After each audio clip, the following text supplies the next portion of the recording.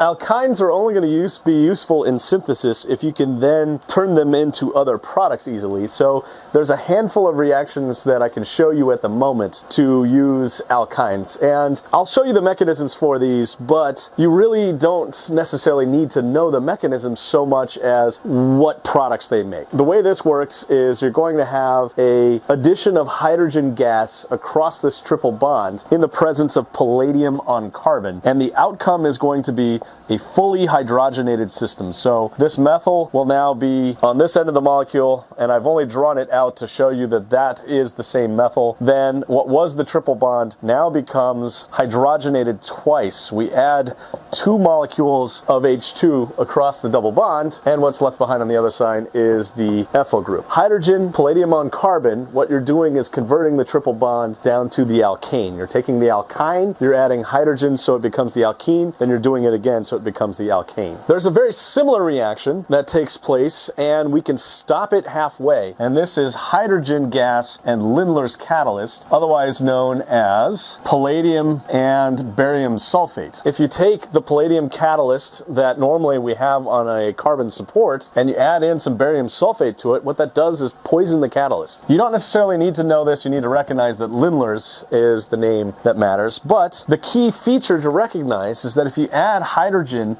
across a triple bond, what ends up happening is that it ends up bound to the same side. You get the cis double bond specifically. So what happens when you add hydrogen gas and palladium on carbon to this triple bond is first you make the cis product, and then this reacts further. But it turns out that there's selectivity involved. It's possible to arrest the reaction halfway if you poison the catalyst. If you use Lindlar's instead of palladium on carbon, you can get this reaction to stop halfway. The thing to memorize is take the alkyne, you can reduce it to the cis material in the presence of hydrogen gas and Lindlar's catalyst. If you instead use palladium on carbon, then hydrogen gas reduces it all the way. So how does this work? Well, in essence, what happens is you have a palladium surface that looks like that, and then you have hydrogen gas, and it comes and it floats nearby that palladium surface. But palladium, especially palladium 0, the kind that's just palladium metal, has electrons to donate, and it can push electrons to make bonds with those 2 hydrogen atoms. And so essentially what happens is the bond between the hydrogen atoms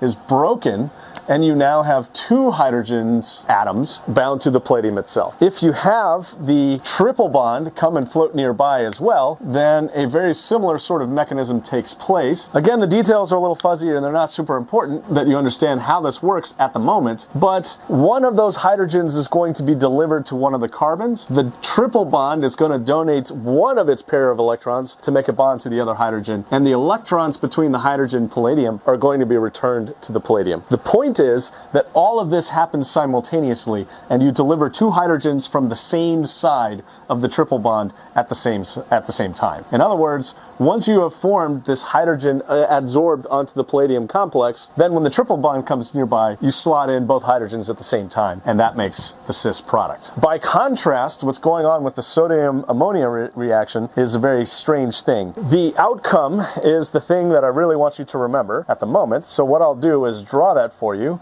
You will get the trans material, and what I would like to point out here as well is that this is sodium metal. In other words, you can draw it as sodium with a solid sign to show that it's sodium metal, or you can draw it as sodium with a 0, a naught. Either one of those is fine. They mean the same thing. It means sodium metal, and then ammonia is your solvent. And so the way this works is kind of strange. You have sodium metal, which has a single electron on it. So we're about to draw what amounts to a radical mechanism. We're going to use single-headed arrows, but this can donate 1 single electron to this triple bond. And that causes this to fragment in an unusual way. 1 electron in the triple bond will go to make a bond with the sodium, or actually to make a lone pair. The sodium doesn't want this electron. The other electron in the triple bond goes the other way. So this bond is being homolytically broken. And what ends up happening is you make a lone pair with a minus on it, as well as a radical at the same time. Obviously, this lone pair is unhappy as it currently stands, and so what it will do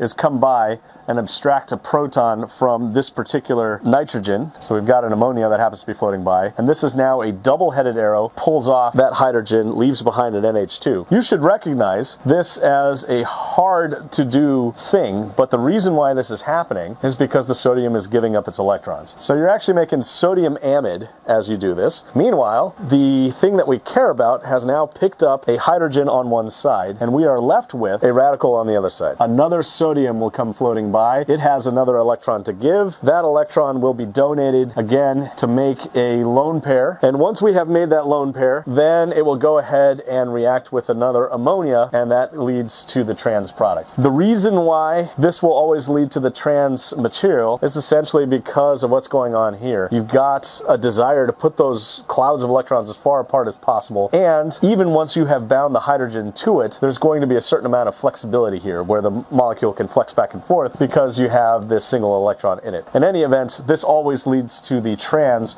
more stable material. So if you have the alkyne present, you can reduce it down to the alkane, or you can reduce it to make selectively the cis material with hydrogen gas and Lindlar's catalyst, or you can make specifically the trans material by using sodium metal dissolved in ammonia. This is sometimes known as a dissolving metal reduction.